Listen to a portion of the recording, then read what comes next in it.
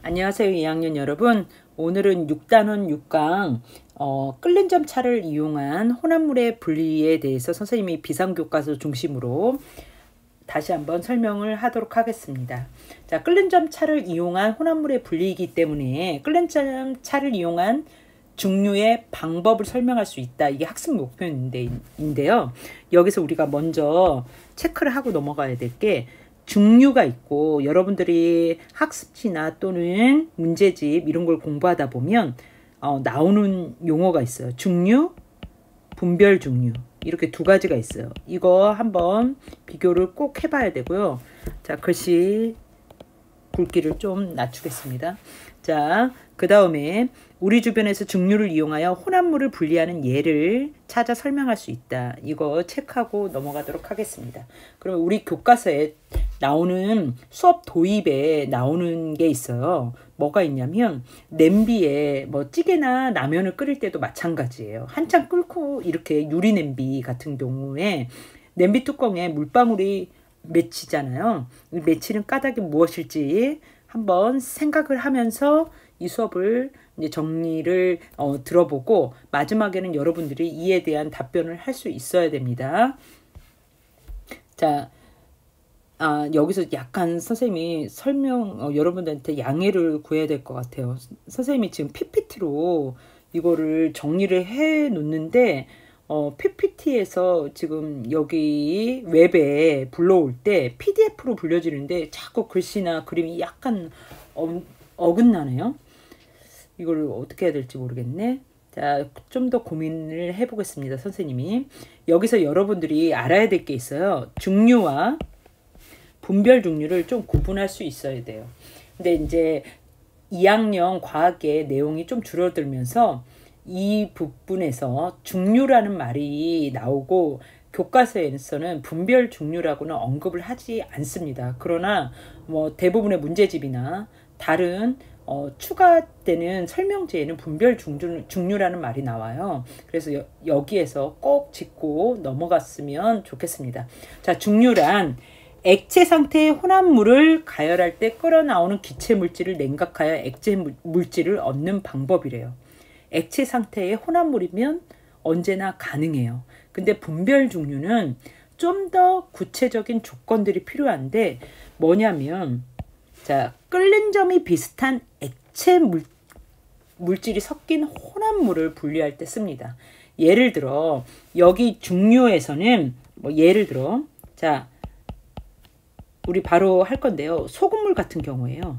소금물은 지금 소금 고체를 물 액체에 녹여서 소금물이라는 그냥 액체 상태의 혼합물이 된 거잖아요. 이럴 때는 이제 이 물을 끓여서 어떻게 기화해가지고 다시 물 액체로 얻어내는 방법이에요. 근데 이게 대부분 이제 쓰는 중류인데, 자, 끓는 점이 비슷한 액체 물질들끼리 섞인 혼합물을 분류하는 방법. 이 예시로 뭐가 있냐면 에탄올과 물이 있어요. 자, 에탄올은 외우지는 않아도 됩니다. 자, 78도 정도 되는 끓는 점을 가지고 있고요. 물은 우리가 알다시피 1기압에서 100도씨에서 물이 끓습니다. 이 끓는 점이 비슷한 두 액체가 섞여 있을 때는 분별 중류라는 방법을 쓰는데, 중류와 분별 중류는 뭐 거의 비슷하지만 약간의 차이가 있어요. 선생님이 우리 교과서에는 나오지 않지만 좀 더 그림을 추가해서 설명하려고 자료를 준비했습니다. 자, 다음 넘어가겠습니다. 자, 여기에서 이제 중류, 분별 중류의 이제 제일 중요한 포인트는 액체 상태의 이런 혼합물을 가열하면 이제 끓는 점이, 자, 뭐부터? 낮은 것부터 끓어 나옵니다. 이런 점을 이용하여 우리가 실제로 많은 곳에서 이제 중류 방법, 분별 중류 방법을 이용합니다. 자, 여기에 중류 장치라고 책에 이제 그림이 나와 있어요.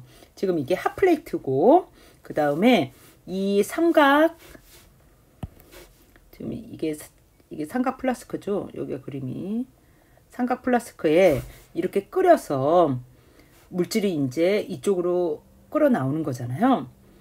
이런 방법이 있는데 이걸 이제 증류장치라고 그래요. 예를 들어 여기에 소금물이 들어가 있어요.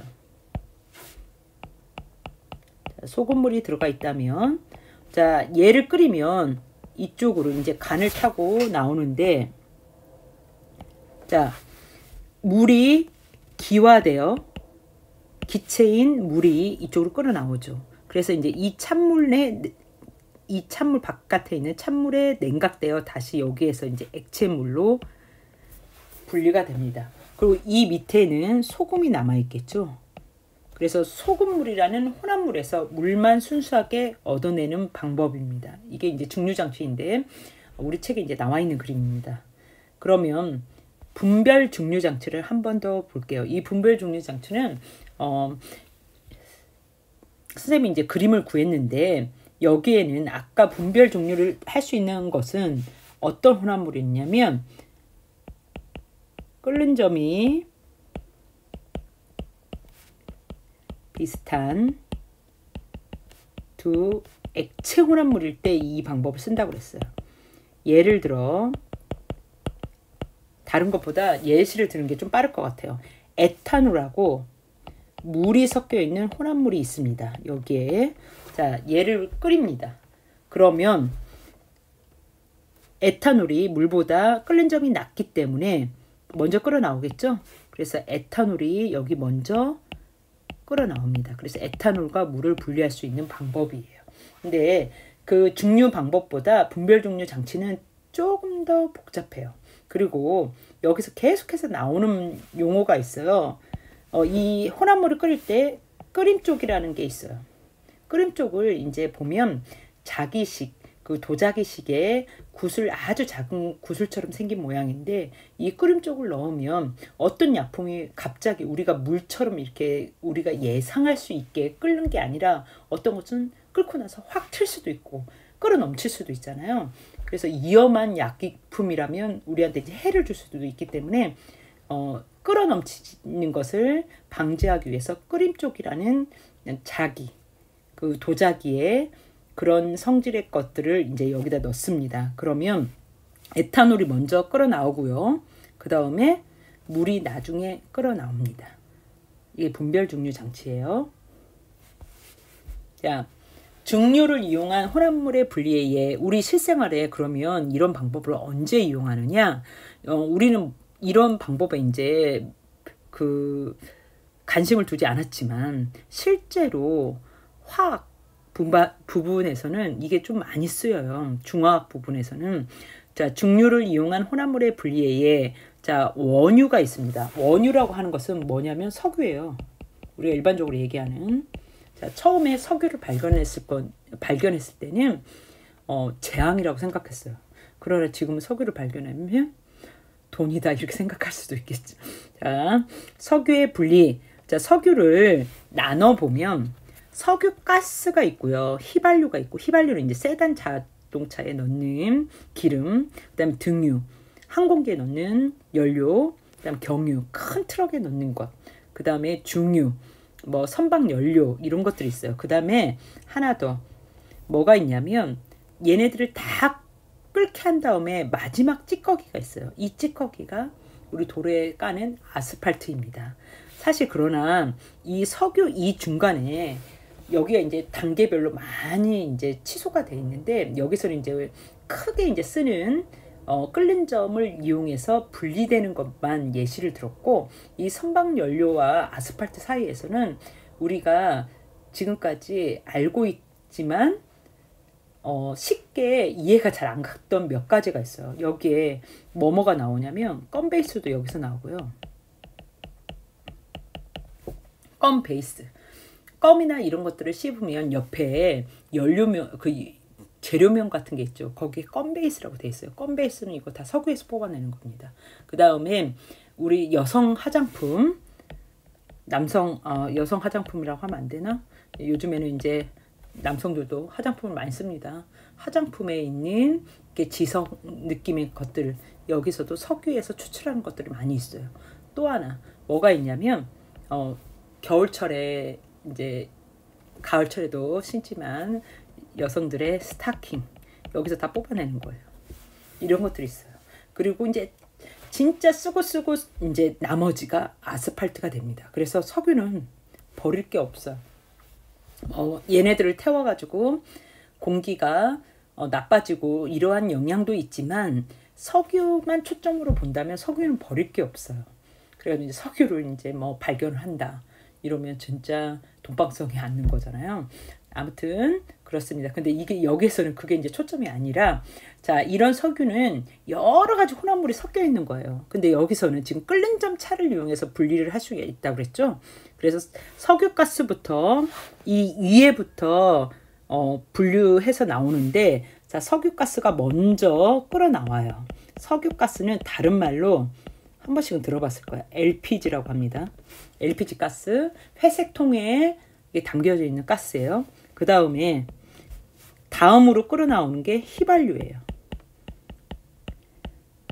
그 다음 항공기 연료에 쓰이는 등유, 그 다음 디젤차에 쓰이는 경유, 그 다음 중유, 이런 식으로 해서 우리 기름의 종류로 이렇게 분리되어서 끓어 나옵니다. 그래서 석유가스가 여기서는 우리가 어떻게 알 수 있느냐? 석유가스가 끓는 점의 온도가 가장 낮습니다. 낮은 것부터 끓어 나옵니다. 다음, 자, 여기는 지금 소주골이라고 이렇게 나와 있었어요. 자, 소주골이라고 하는 거 소주잖아요. 소주, 우리 술. 자, 술에는 우선 이거보다 이제 술 얘기를 좀 하자 보면 술은 크게 두 가지로 나뉩니다. 발효주라는 술이 있고요. 그 다음에 이와 같은 방법을 뭐라고 하냐면 증류주라고 합니다. 증류라는 방법을 써서 술을 얻어낸 거예요. 발효주는 우리 발효시켜서 만든 거잖아요. 지금 여기에도 곡물로 발효시켜서 만든 술, 이 자체 막걸리 이런 것들은 발효주예요. 그 다음에 발효주의 제일 대표적인 거, 전 세계적으로 제일 많이 마시는 술 두 가지가 있어요. 그게 뭐죠? 포도주도 그렇고 또 맥주도 그렇습니다. 발효주예요. 그러면 증류주는 어떤 것이냐?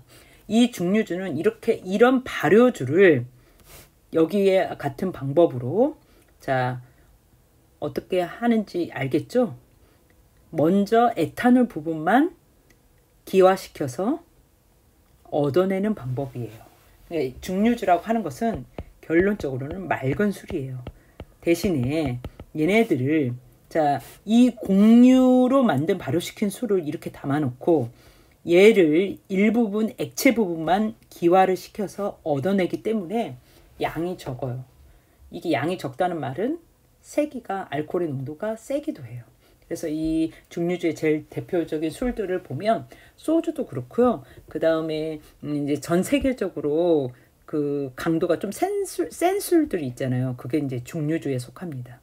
그래서 우리나라에서는 이런 방법으로 소주골이라는 이런 기구를 이용해서 곡류, 이건 제일 대표적인 거 막걸리예요.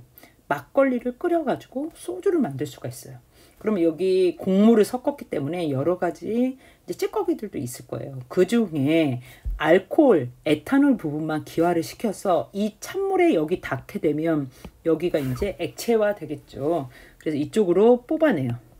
그래서 여기에 이제 소주가 담기게 됩니다. 이 소주거리 원리예요, 이게.